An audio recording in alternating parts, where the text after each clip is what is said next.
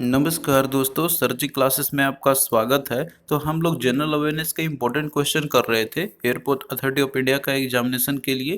तो देखिए, अभी तक जितने भी सेट्स हमने इसके ऑलरेडी डिस्कस कर लिए हैं, तो उसका हमने अलग से प्लेलिस्ट बनाया हुआ है। डिस्क्रिप्शन बॉक्स में लिंक इसका आपको मिल जाएगा, तो वहाँ जाकर आप लोग प्रीवियस सारे वीडियो को आप लोग देख सकते हैं। तो चलिए स्टार्ट करते हैं हम लोग आज का सेट। बट स्टार्ट करने से पहले ग्रेड अप आपके लिए है। सारे जितने भी इंजीनियरिंग एग्जाम आपके होते हैं, जैसे एसएससी जेई, राजस्थान जेई, इसके अलावा जितने भी और असिस्टेंट और जूनियर जो एग्जाम आपके होते हैं, तो उन सभी के लिए जो है आप लोग एक केवल कॉम्प्रिहेंसिव पैकेज के साथ में जो है सारे एग्जाम का तैयारी आप लोग घर बैठे कर सकते हैं।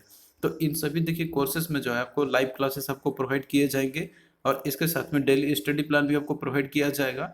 और ये सारे देखिए जो है एक्सपर्ट फैकल्टी के द्वारा ये डिजाइन किया गया है, और साथ में आपको मटेरियल भी दिया जाएगा, आपको स्टडी मटेरियल, जो कि आप लोग बाद में से रिवीजन कर सकते हैं। और साथ में ऑनलाइन मॉक टेस्ट भी आपको प्रोवाइड किया जाएगा सब्जेक्ट वाइज, और ये सारे डिजाइन किए गए आपके लेटेस्ट एग्जाम पैटर्न के अकॉर्डिंग। तो ये देखिए, ये सारे ब्रांचेस के लिए आपके लिए अवेलेबल, इलेक्ट्रिकल इंजीनियर के लिए, सिविल इंजीनियर के लिए, और साथ में मैकेनिकल इंजीनियर्स के लिए भी। तो ये जो है कोर्स आप लोग केवल एक सुपर सब्सक्रिप्शन के साथ में जो है इस सबको अवेल कर सकते हैं। और देखिए दोस्तों, एसएससी जेई का एग्जाम जैसे अभी आपके होने वाले हैं, तो इसका देखिए एक कंप्लीट एनालिसिस शेड्यूल जो है ये किया गया है ग्रेडअप पे।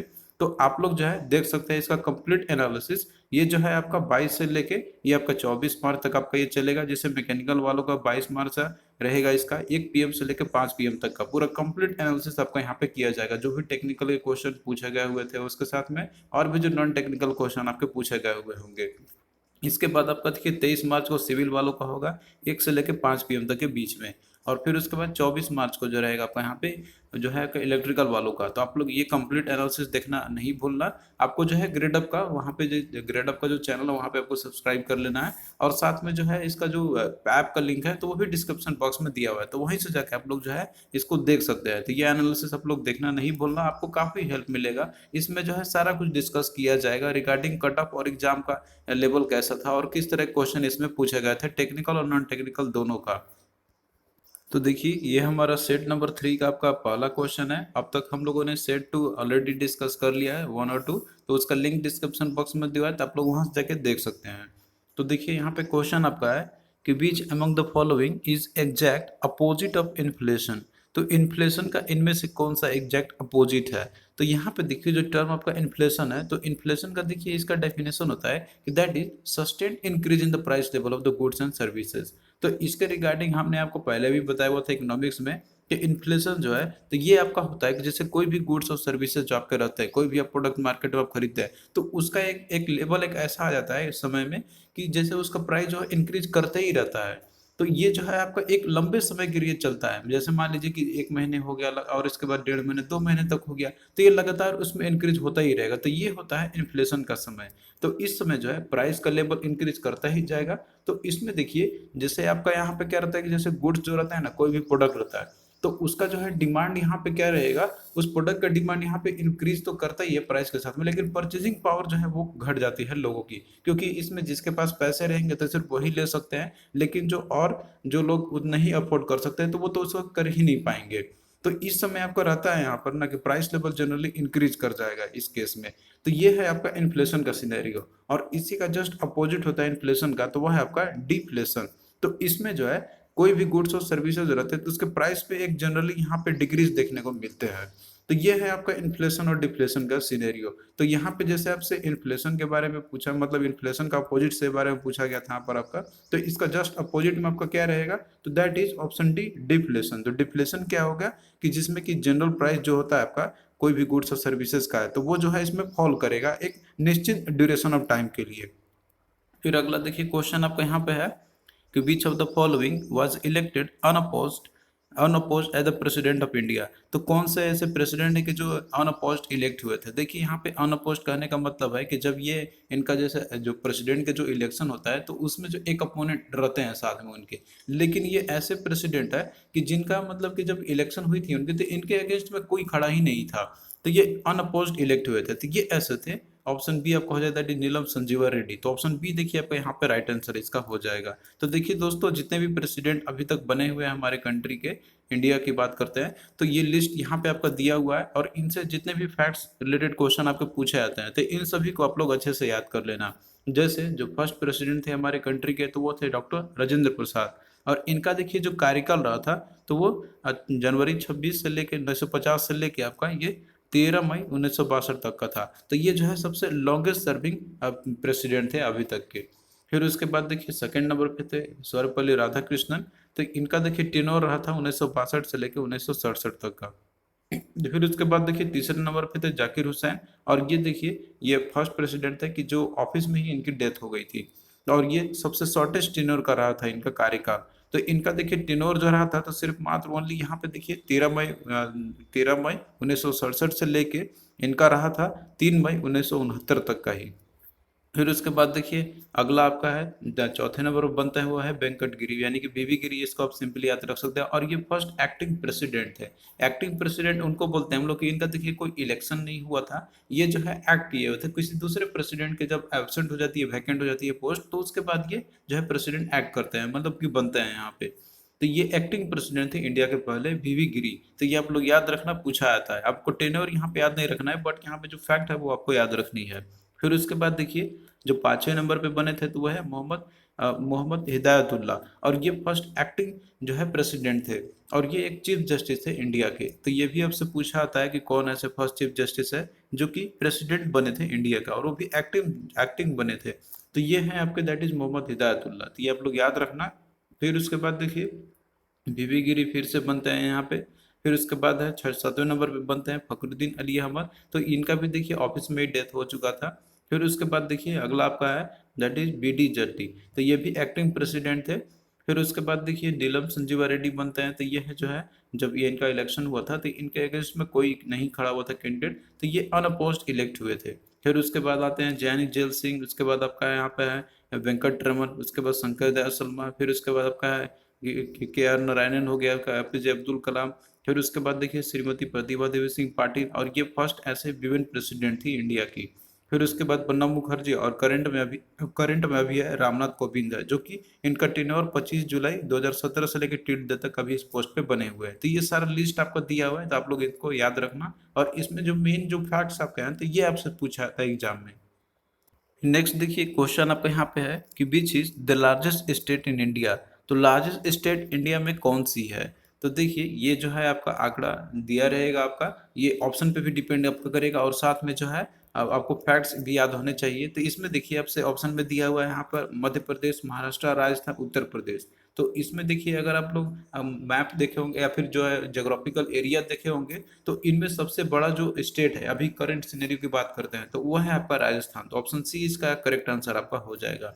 तो देखिए दोस्तों यहाँ पे लिस्ट हमने तैयार किया हुआ है जो टॉप 10 स्टेट्स है इंडिया का एरिया वाइज। तो आप यहाँ पे देख सकते हैं सबसे नंबर 1 पे है राजस्थान। फिर उसके बाद सेकंड नंबर पे है मध्य प्रदेश, तीसरा नंबर पे है महाराष्ट्र, फिर चौथे नंबर पे उत्तर प्रदेश, फिर गुजरात, कर्नाटक, आंध्र प्रदेश, उड़ीसा, छत्तीसगढ़ और तमिलनाडु। तो आप लोग जो है टॉप 4 याद रखना, राजस्थान, मध्य प्रदेश, महाराष्ट्र और उत्तर प्रदेश। तो इतना अगर आप लोग याद रखते हैं तो क्वेश्चन आप लोग कर लीजिएगा इजिली। और देखिए दोस्तों जम्मू कश्मीर भी पहले स्टेट हुआ करता था, जो कि ये 5th लार्जेस्ट स्टेट हुआ करता था एरिया वाइज, बट अब इसे यूनियन टेरिटरी बना दी गई है। तो अब 5वें नंबर पे गुजरात का नंबर आएगा। तो ये तो आपका हो गया जैसे टॉप 10 इंडियन स्टेट से एरिया वाइज का, जो कि लार्जेस्ट स्टेट है। यहाँ पे स्मॉलेस्ट स्टेट भी आपसे पूछा जाएगा, तो ये भी आप लोग यहाँ पे आंसर कर सकते हैं। तो देखिए जो सबसे स्मॉलेस्ट स्टेट है एरिया वाइज, तो वो है गोवा। उसके बाद सिक्किम, त्रिपुरा, मिजोरम, नागालैंड है। तो ये आप लोग टॉप 3 याद रखना, गोवा, सिक्किम और त्रिपुरा।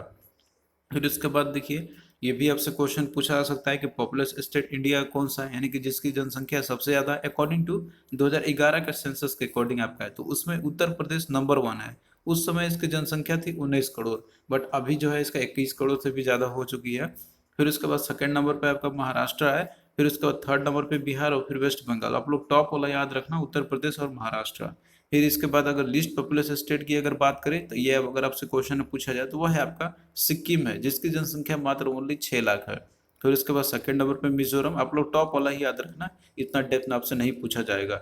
इसके अलावा देखिए दोस्तों ये भी आपसे पूछा जा सकता है कि कितने ऐसे इंडियन स्टेट है जो पूरी तरह से लैंड लॉक है, यानी कि जिनका बाउंड्री ना तो वाटर के साथ, मतलब कि जो ओशियन है उनके साथ शेयर करती है, ना तो कोई अदर कंट्री के साथ। तो इसमें आपका जैसे ये सारे स्टेट है, जैसे हरियाणा आपका हो गया, झारखंड हो गया, छत्तीसगढ़ हो गया, तेलंगाना हो गया और मध्य प्रदेश हो गया। तो ऐसे टोटल 5 स्टेट्स है जो पूरी तरीके से लैंड लॉक्ड है।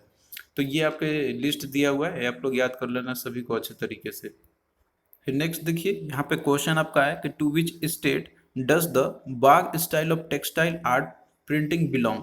तो इसमें आपसे पूछा गया है यहाँ पे कि जो बाग स्टाइल का जो टेक्सटाइल आर्ट प्रिंटिंग जो है तो ये कौन से स्टेट से ये बिलोंग करता है। तो देखिए जो बाग प्रिंट आपका है तो ये एक ट्रेडिशनल इंडियन हैंडीक्राफ्ट है जो कि ये ओरिजिनेट हुआ था बाग थार डिस्ट्रिक्ट जो मध्य प्रदेश का है, तो वहाँ पे ओरिजिनेट हुई थी। तो ये है आपका option, that is Madhya Pradesh. तो मध्य प्रदेश में जो आपका है बाग स्टाइल जो टेक्सटाइल आर्ट पेंटिंग है तो ये उसी से ये बिलोंग करती है। तो इस तरीके से देखिए दोस्तों, आपका जैसे जितने भी आर्ट ऑफ स्टाइल पेंटिंग जो रहते हैं तो इनसे क्वेश्चन आपके पूछे जाते हैं। हमने इसके प्रीवियस सेट में आपको कराया हुआ था, जैसे आपका वारली पेंटिंग हो गया, मधुबनी पेंटिंग हो गया। तो इस तरीके से क्वेश्चन आपको पूछे जाते हैं, तो प्रीवियस वीडियो आप लोग उसको जरूर देख लेना। उसमें हमने इन सारे टाइप के जो आर्ट जो रहते हैं प्रिंटिंग के या फिर जो पेंटिंग्स के, तो वो कौन से स्टेट से बिलोंग करते हैं तो उनसे आपके क्वेश्चन बराबर पूछे ही जाते हैं एग्जाम में। नेक्स्ट देखिए क्वेश्चन आपका यहाँ पे है कि who among the following is popularly known as the father of civil services in India. तो पॉपुलरली कौन किसे जाना जाता है फादर ऑफ सिविल सर्विसेज, जिन्होंने इंडिया मतलब इंडिया में इन्होंने शुरुआत की थी, तो इसलिए इनको बोला जाता है फादर ऑफ सिविल सर्विसेज। तो देखिए यहाँ पे इसका राइट आंसर आपका हो जाएगा, दैट इज लॉर्ड कॉर्नवालिस। तो ऑप्शन सी आपका यहाँ पे राइट आंसर आपका हो जाएगा। तो देखिए जो सिविल सर्विसेज का जो मतलब कि ये जो फाउंडेशन स्टोन था तो ये रखा गया था वेरन हेस्टिंग्स के द्वारा, ये इन्होंने पहले ही रख दिया था। लेकिन जो लॉर्ड कॉर्नवालिस थे तो इन्होंने जो है इसमें बहुत सारे रिफॉर्म किए थे और इसमें इन्होंने जो है मॉडर्नाइज भी किया था और इसमें कुछ चेंजेस भी इन्होंने किया हुआ था। तो इसीलिए जो है लॉर्ड जो यानी कि जो चार्ल्स कॉर्नवालिस है तो इन्हीं को बोला जाता है father of civil services India के लिए। तो राइट आंसर इसका आपका ऑप्शन सी है यहाँ पे हो जाएगा। फिर देखिए अगला क्वेश्चन आपका यहाँ पे है कि which of the following is consider the best form of the government. तो इनमें से कौन सा फॉर्म ऑफ गवर्नमेंट है जिसे कि बेस्ट कंसिडर किया जाता है। तो इसमें देखिए आपको दिया हुआ डेमोक्रेसी, डिक्टेटरशिप, मोनार्की और मिलिट्री रूल है। तो इसका देखिए राइट आंसर ऑप्शन ए आपका हो जाएगा डेमोक्रेसी। तो डेमोक्रेसी जो है तो इसे सबसे बेस्ट फॉर्म ऑफ गवर्नमेंट बोला था, क्योंकि देखिए डेमोक्रेसी का इसका मतलब होता है यहाँ पे कि that is government that is will be for the people and by the people and for the people. यानी कि जो गवर्नमेंट रहेगा तो वो लोगों के लिए ही रहेगा और वो लोगों के द्वारा ही चुना जाएगा और सारा का सारा जो है वो लोग ही रहेंगे इसमें। तो मेनली देखिए जो ऊंचे पद पे जो रहते हैं, चाहे वो प्राइम मिनिस्टर का हो या फिर कोई भी एमएलए एमपी रहता है, तो वो लोगों के द्वारा ही डायरेक्टली मतलब इनडायरेक्ट वे में चुने जाते हैं। तो ये जो गवर्नमेंट रहता है आपका डेमोक्रेसी टाइप का गवर्नमेंट, तो इसमें मेनली जो लोग ही हैं वो रूल करते हैं एक्चुअली में, बट वो इनडायरेक्ट फॉर्म में वो रूल करते हैं क्योंकि उन्हीं के द्वारा जो है लोग चुने जाते हैं वहां पर। तो इस तरीके से सबसे बेस्ट फॉर्म जो गवर्नमेंट है वो माना जाता है, तो वह डेमोक्रेसी को लेके डेमोक्रेसी यहाँ पर रहेगा यहाँ पर। फिर उसके बाद जैसे डिक्टेटरशिप है, तो डिक्टेटरशिप आप जानते हैं कि ये तानाशाही होता है पूरे तरीके से, जिसमें कि कोई एक रूलर होता है और वही जो है रूल करेगा और वो कुछ भी कर सकता है, अपना डिसीजन जो रहेगा तो वही उसी का सबको मानना होगा या फिर जो है वो कुछ भी कर सकता है अपने अकॉर्डिंग। और बाकी मोनार्की आती है, जैसे राजा का जो रूल होता है ये उस तरीके का रूल होता है। और बाकी जो मिलिट्री रूल होती है, देखिए मिलिट्री जो रूल करती है, जैसे म्यांमार में जो अभी रूल चल रही है मिलिट्री का, तो ये इस तरीके का रूल है, तो ये भी अच्छा नहीं है। ये आपने देखा भी होगा इसका कि किस तरीके से मतलब मिलिट्री जो है ऑपरेशन करती है, किस तरीके से वो जो है सप्रेस करती है लोगों का जो भी उनके जो जो भी मतलब उनके अधिकार होते हैं। तो ये सारे जितने भी फॉर्म ऑफ गवर्नमेंट है तो ये उतना अच्छा कंसिडर नहीं किया था। तो सबसे बेस्ट फॉर्म ऑफ गवर्नमेंट कौन सा आपका है, तो वो है डेमोक्रेसी। तो ऑप्शन ए आपका राइट आंसर हो जाएगा। नेक्स्ट देखिए क्वेश्चन आपका यहाँ पे है कि how many states in India have the coastline. तो कितने इंडियन स्टेट है जिनके पास कोस्ट लाइन है। तो देखिए कोस्ट लाइन आप उसको बोलते हैं कि जिनकी सीमा जो है समुद्र से लगती है, यानी कि ओशियन से है। तो इस तरीके से अगर आप देखते हैं इंडिया का मैप अगर आप लोग, तो इंडियन स्टेट जो है तो वो टोटल 9 है। तो जैसे ईस्टर्न कोस्टल स्टेट और साथ में जो वेस्टर्न कोस्टल स्टेट है, तो इन दोनों को मिला दिया जाए तो टोटल ऐसे 9 इंडियन स्टेट्स है। जिसमें कि वेस्ट कोस्ट की यदि हम बात करते हैं तो इसमें देखिए आपका आता है गुजरात, महाराष्ट्र, गोवा, कर्नाटक, केरल आपका हो गया। तो ये 5 इंडियन स्टेट है जो कि वेस्ट कोस्टल स्टेट कहलाते हैं ये। और बाकी जो ईस्टर्न साइड में आपका है तो इधर में आपका जैसे वेस्ट बंगाल हो गया, उड़ीसा हो गया, आंध्र प्रदेश हो गया और तमिलनाडु आपका हो गया। तो ये हैं आपके east coastal state of India के। तो टोटल कितने हैं ऐसे 9 ऐसे कोस्टल स्टेट्स है। तो आप जो है इनको याद रखना। और इनमें से जो सबसे जो कोस्टल स्टेट मतलब जिसकी बाउंड्री सबसे ज्यादा है तो वो है गुजरात आपका। तो ये लॉन्गेस्ट जो है इसकी कोस्टल स्टेट की यदि बात करते हैं। तो फिर उसके बाद आपका आंध्र प्रदेश, तमिलनाडु और महाराष्ट्र। तो आप लोग इसी क्रम में याद रखना, गुजरात, आंध्र प्रदेश, तमिलनाडु और महाराष्ट्र। तो ये है आपका। इसमें देखिए क्वेश्चन पूछा गया था कितने ऐसे इंडियन स्टेट है, तो टोटल आपका कितना हो जाएगा इसका right answer, that is 9। Option C correct हो जाएगा इसका आपका। फिर अगला देखिए दिया हुआ है कि who develop the oral polio vaccine. तो ओरल पोलियो वैक्सीन जो है ये किसने डेवलप किया था? तो इसका देखिए राइट आंसर आपका हो जाएगा यहाँ पे अल्बर्ट सेबिन, ऑप्शन बी आपका यहाँ पे राइट आंसर हो जाएगा। तो देखिए जो फर्स्ट पोलियो वैक्सीन था तो ये भले ही जोनास साह के द्वारा डेवलप किया गया था 1950 में, लेकिन जो अल्बर्ट सपिन थे तो इन्होंने जो है इसका ओरल जो वैक्सीन डेवलप किया था और ये एक वर्ल्ड स्टैंडर्ड बन गया था बाद में।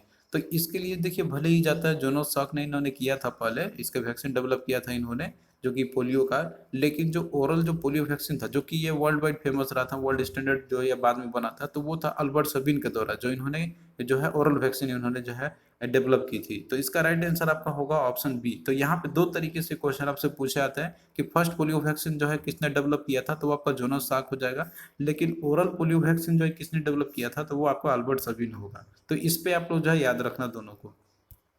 फिर अगला देखिए क्वेश्चन आपका यहाँ पे है कि world war 2 began by the German invasion on.